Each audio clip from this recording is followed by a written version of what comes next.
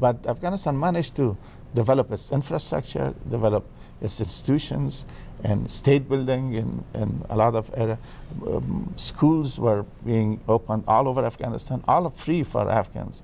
Hospitals were free, the health service, we have the debate now. Yes, we do. But everything was universal health care was in place in Afghanistan. Of course, I wouldn't call it universal because the accessibility of health services was limited, but it was open for all who could get to the health services.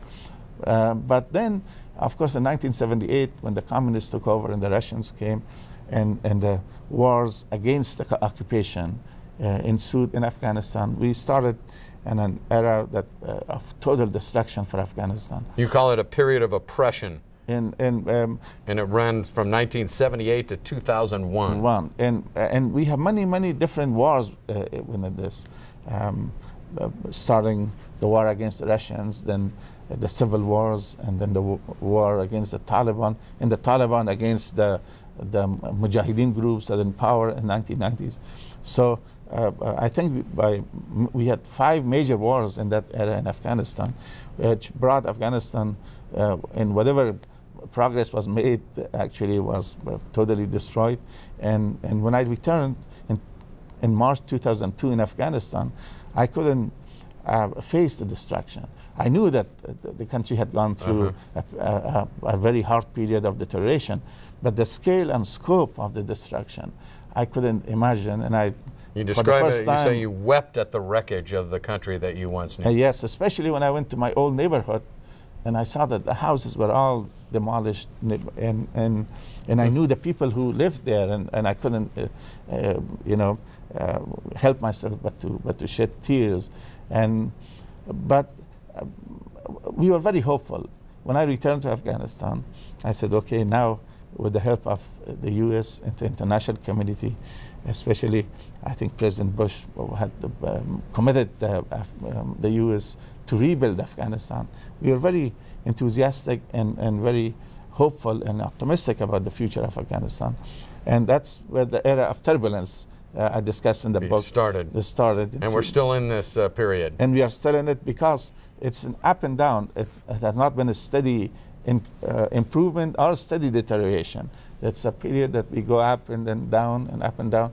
And hopefully we can change the course. We can take the necessary steps so that it's not a turbulence. It's a period of progress and in a golden age for Afghanistan. And I think that's achievable if we take the right measures. If you're just joining us here on Face the State on this Sunday morning, our guest today is Dr. Nadir Atash, educator, author, entrepreneur, expert on Afghanistan, a former Afghanistan government official who is making the rounds educating us today and other Americans who will listen to you about how we got to where we are today in Afghanistan. So your name of your book, Turbulence, not only applies to the climate in Afghanistan today, but also the airline that you helped work at back in the day. So it's got a double entendre.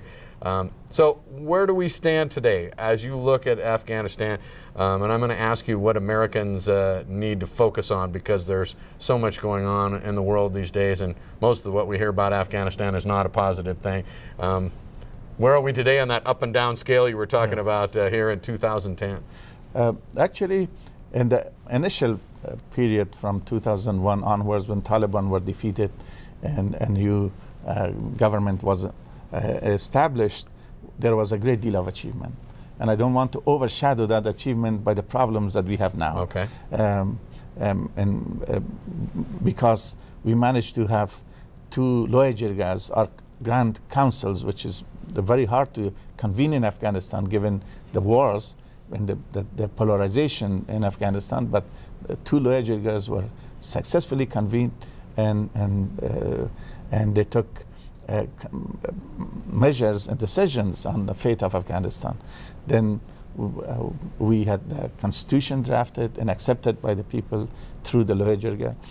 We had the first presidential elections, which was very much better than the last presidential election. The last one, which was marred with allegations of fraud and corruption. I wish it were only allegations. I think now we know can safely was say that there were some massive fraud and deception and all sorts of things going on in that election. And so the question would be, how did we manage that we changed from this course of positive improvement to this deteriorating situation now? I think there are many factors. One is that I think we did not listen carefully to what Afghans were saying. And I'm talking about the genuine people in Afghanistan. I know communication is hard because you have to travel and you have to get these people, but we are there to help Afghanistan. And it makes sense to listen and to, especially their grievances, their aspirations, and work along those lines. And we have not done enough of that. We went with a kind of a prescription that here is what we should do, here is what the kind of democracy we want, these are the things that are good, and with very good intentions. But usually those things are not sustainable in the long run. Second, that we had, and still we have very cozy relationship with some very unsavory characters in Afghanistan. Throughout this 30 years of wars in Afghanistan, the environment in Afghanistan was such to foster and breed those kind of people, not educated people like in our generation, where people were focused on how to improve based on education. Education was a social mobilizing factor in those days. Our prime ministers were probably coming from very socially social status that was probably poor people, but through education they managed to be the highest ranking people in Afghanistan with a lot of political clout also. So while in those days when Afghanistan was improving, education was the tool to improve. Now it's wars and corruption as tools for improving and controlling the resources with it, and the fear that goes with it. So the kind of characters that we have now running the country are those that only have experienced war, and we need to change that. In fact, U.S. has an obligation to sever its ties with these people, because if we are to have our objectives to have a peaceful, stable Afghanistan, prosperous Afghanistan, so it's not an environment for terrorism, I think we need a stable government there. We need a government that cares for the people, not a government that is basically taken hostage by these unsavory characters, and they commit atrocities against the people. And so that's one thing that we need to do very carefully.